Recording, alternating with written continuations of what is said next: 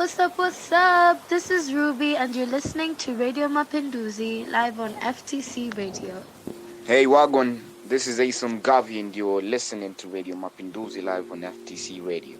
Hey, this is Shishi and you're listening to Radio Mapinduzi live on FTC Radio. Well, okay, what I mean by, I guess it's just alluding to the fact that every place that I've ever performed, there's always screaming. And I get paid for it sometimes, so I think I can't say I make women scream for a living. But I am a writer. That's like my main thing. I like writing. I like telling stories. And so I'll write a story or something, and then music is just like one of the mediums for me to tell stories, to bring different perspectives to light and stuff like that. Any stories, like anything can inspire you. I don't have some sort of agenda. That's like my main thing. Like, I'm not trying to teach you anything with my songs. I'm just telling a story, then whatever you decide to get from it, that's on you. So it can be about literally anything that I feel inspires me or something.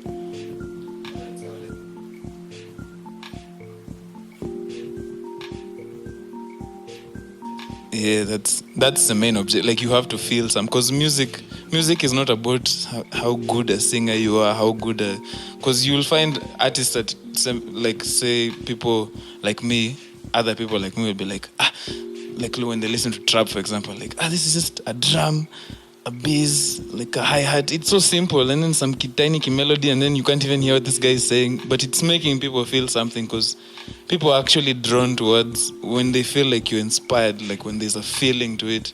So it doesn't matter if your productions are meticulously arranged, or it's just some simple thing, even if you didn't record in a studio. There've been some hits that someone just recorded on their phone, but it got, like, as long as you portray that emotion, that's the main thing for me. I don't. There's some people who have other objectives in music. Some want to make money, but me, it's just to make people feel something. And I've been getting that. Like, I've been told by a lot of people that they feel like I articulate emotions of people my age very well. Yeah, so it's working. Like, you get this text, I was crying to your song for a whole day until I felt better, or something like that. And you're like, this is crazy. Like, you just wrote this song in like 30 minutes. It wasn't like that big of a deal, but people actually feel something from it. Yeah, which is kind of, it makes you feel good, like you're doing something.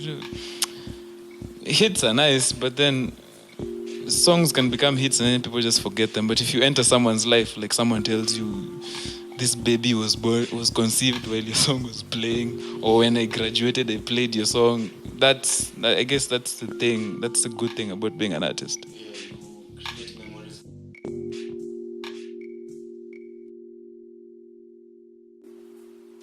So I'm terrible at naming songs. Like, if you've noticed my songs, I've just used the pronouns you, her, us. So the park bench, that name, it was a what were they called? Like, those tentative names. Like, you would just title because there's a track in the middle. It's an interlude where it's like some an instrumental of like, with like park sounds, children playing, laughing, nature sounds and stuff in the middle of the album. And then where all the characters meet and then like they assess their situations, because it's 3 characters on the album and they're all trying to get a girl. Like, 2 fail and then 1 succeeds and gets married actually on the last song called Us, if you've heard that song. Yeah. So now that track in the middle, it's actually like the middle of the album, the park bench, is now where the first 2 tracks, you've heard a song called You and Pick Me, those are like the tracks where now you're trying to get the girl. And then now see 2 of them, those two tracks fail, and then they meet at the park bench now. So now I just called it the park bench because that's where they meet. It's like the most, how do I say this? The most important part of the album, story-wise, plot-wise, because after that now comes the other songs like Hers, which is a sad song, and then the song won't happen. Like, now it gets the sad part, and then Carl's also the sad part, and then it actually splits the album into like 2 different moods. So now it was just a tentative title, but it just ended up being the title of the album because I couldn't come up with anything else in time.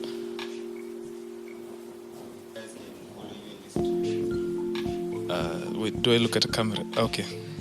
Which one? This one? So you can find me at my main social media is Instagram because it's more expressive. Okay, I can express myself better on it. And on Instagram, I'm just Earlwin, but there's a dot. Yeah. So, EARL, then there's like a dot, then win. So EARL.win. And then on Facebook, my page is just called Earlwin. Then on Twitter, I'm still just called Earlwin. The advantage of having a name no one has is it's easier to find you. If you just Google me, I think you'll just find me. If you Google me and so that's the other thing I'm lucky to have, I guess. Like my name is mine. And they're not, my name is my name. Wait, I know that from somewhere. My name is my name. It was also in some comedy, whatever.